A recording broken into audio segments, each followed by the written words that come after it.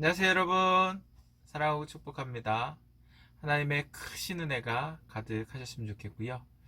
그리고 치유와 은혜가 필요하신 분들에게는 하나님의 치유하심 은혜가 가득하기를 축복합니다. 그 당시에 제 눈으로 본 아내 그리고 엄마의 모습에 대해서 제가 조금 은혜를 나눌까 합니다. 조산 위험 때문에 아내가 입원을 했고요. 그리고 여러 가지 검사를 받았습니다. 어느 날 아침에 그날도 이제 여러 가지 검사를 하는 거죠. 뱃속의 아이가 건강히 잘 있는지. 그런데 태동이 없는 거예요, 아이가. 그래서 응급 상황이 발생한 거죠. 급히 수술실로 이동하고 막 정신없는 상황 속에서 저에게 전화가 온 거죠. 의료진들이 저에게 전화를 했고, 그리고 제왕절개를 이제 실시해야 되니까 응급 상황이니까 보호자 동의를 전화로 받는다고 이야기를 하시더라고요. 제가 그 소식을 듣고 급하게 여러 가지 일들을 이제 중단하고 처리할 거 하고 바로 어, 병원으로 달려갔어요. 제가 최선을 다해서 달려가긴 했지만 어쨌거나 제가 가기 전까지 그 모든 상황들 아내가 오롯이 혼자 감당해야 했습니다. 남편이 저는 목회자라는 이유 때문에 자유롭지 않은 거죠. 몸이 자유롭지 않아요. 그래서 계속 아내 옆에 있어줄 수 없고, 그리고 저희 양가 부모님들도 사정이 있으셔서 그때 같이 할 수 없었거든요. 그리고 저희는 또 3명의 아이가 이미 있잖아요. 그래서 그 아이들을 제가 돌보느라고 아내 옆에 있을 수가 없었어요.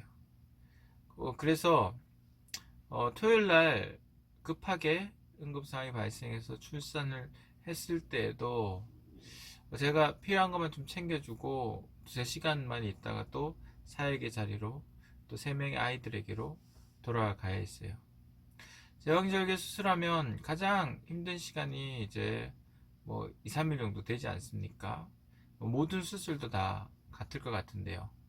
뭐 살을 찢어놓고 또 봉합을 했으니 2, 3일간 얼마나 힘들겠습니까? 아프고.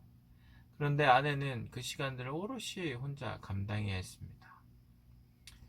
이틀 정도 지나고 월요일 날 돼서 하루 종일 있어줄 수 있는 날이었는데요. 그리고 또 아이들을 또 봐주실 분이 있어서 그분이 또 걱정 말고 또 다녀오시라고 하셔서 이렇게 마음 놓고 또 아내 옆에서 좀 챙겨줘야겠다 하고 또 제가 병원을 갔는데 그날도 오후가 조금 되니까 아내가 또 아이들이 걱정됐는지 빨리 가서 챙겨주라고 그러더라고요. 그리고 퇴원 후에도요, 이제 출산을 했으니까 산후조리를 해야 되잖아요. 그런데 인큐베이터에 있는 아기가 걱정된다면서 제가 집에서 쉬라고 산후조리 좀 하자고 당신이 가도 뭐 의료진들이 다 하는 거지 당신 해줄 수 있는 게 없지 않느냐고 그렇게 말을 해도요. 그렇게 시간이 되는 대로 신생아 집중치료실을 향해서 달려가더라고요. 면회 시간도 30분밖에 안 되는데 그 30분 동안 아이를 보고 싶고 아이에게 엄마의 목소리를 들려주고 싶은 엄마로서의 마음인 거죠. 그 30분을 위해서는요, 3시간, 왕복 3시간을 이동해야 했습니다. 남편의 사역과 3명의 아이들과 그리고 태어난 아픈 넷째 때문에 정작 자신의 몸은 챙기지 못한 거죠. 여러분 충분히 억울하다, 힘들다, 다른 사람은 이렇게 안 사는데 불공평하다 이렇게 이야기할 수 있잖아요.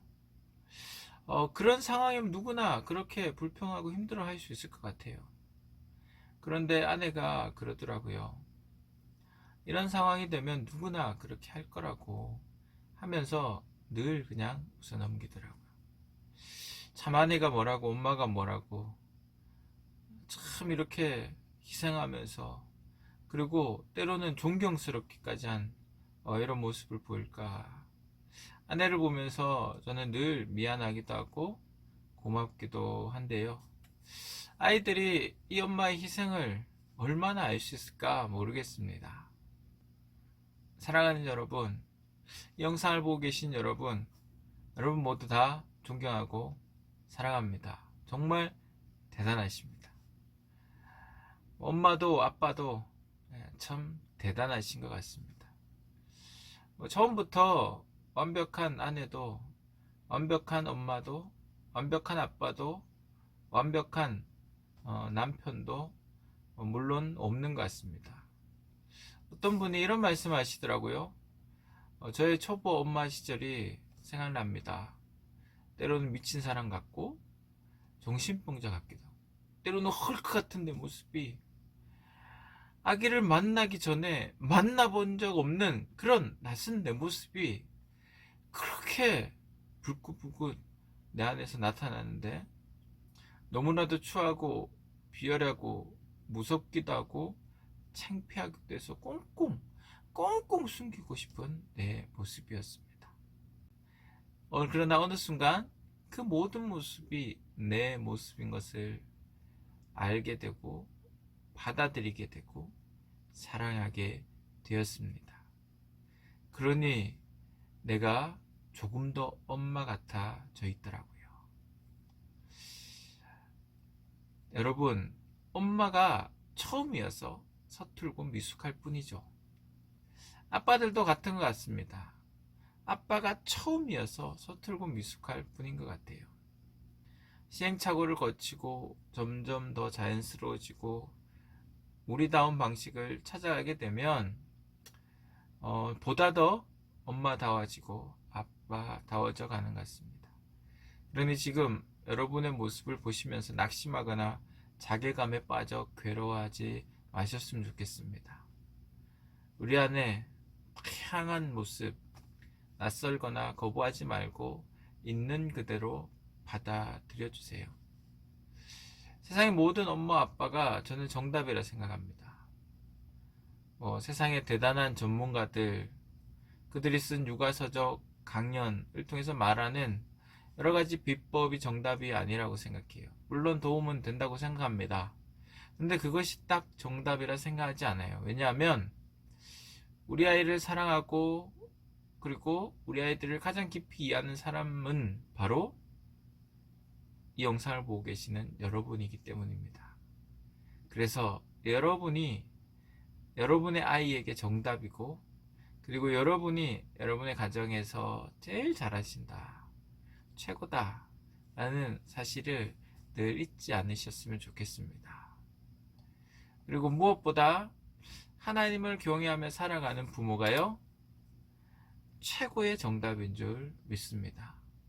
왜냐하면 가장 아름다운 가족, 복된 가족을 만들어 주시는 분은 우리 하나님이시기 때문에 그렇습니다. 시편 128편 1절에서 4절 이런 말씀이 있어요. 여호와를 경외하며 그의 길을 걷는 자마다 복이 있도다. 내가 내 손이 수고한 대로 먹을 것이라. 내가 복되고 형통하리로다. 내 집 안방에 있는 내 아내는 결실한 포도나무 같으며 내 식탁에 둘러앉은 자식들은 어린 감람나무 같으리로다. 여호와를 경외하는 자는 이같이 복을 얻으리로다. 아멘. 하나님을 경외하고 하나님을 향해서 그리고 하나님과 동행하는 자는 하나님께서 복되고 형통케 하시고요, 그리고 화목한 가정을 만들어 주시고 행복한 가정을 만들어 주신다, 그렇게 말씀하고 있는데요. 말씀이 우리가 나아갈 바를 알게 하고 어떻게 살아야 할지를 알게 하시고 지혜와 총명을 더해 주시기 때문에 그런 것 같습니다. 아내도 아내로서, 엄마로서 그 삶이 때로는 힘들고 어렵지만 그때마다 아내가 하는 얘기가, 그래서 하나님을 붙들 수밖에 없고, 그래서 말씀을 붙들고 치열하게 살 수밖에 없는 것 같다고 늘 얘기하거든요. 하나님을 경외하니 참으로 위대한 엄마, 그리고 참으로 아름다운 아내의 모습으로, 그리고 여인의 모습으로 이 땅을 살아갈 수 있게 되는 거 아닌가 싶습니다. 다음 주에는요, 기약이 없다는 것에 대해서 은혜를 나눌까 합니다. 제일 힘들고 어려울 때, 너무너무 힘들고 올 때 가장 힘든 것이 무엇입니까, 여러분? 저는 지나보니까 기약이 없다 이것이더라고요. 이것에 관한 귀한 은혜를 다음 주에 함께 나누겠습니다. 은혜가 되셨다면 은혜를 혼자 간직하지 마시고 은혜는 나누어야 더욱더 커집니다. 공유하시고 그리고 나눠주시면 좋겠고요. 그리고 늘 잊지 않고 또 목요일마다 이렇게 저를 뵙기 원하시는 분들은 또 좋아요, 구독 눌러주시면 되겠습니다. 네, 함께 기도해 주시고 응원해 주셔서 힘이 됩니다, 여러분. 코로나로 힘든 시기인데 우리 하나님의 은혜가 우리를 통해서 널리 퍼져갔으면 좋겠고요. 은혜가 또 우리 안에서 충분히 누려졌으면 좋겠습니다.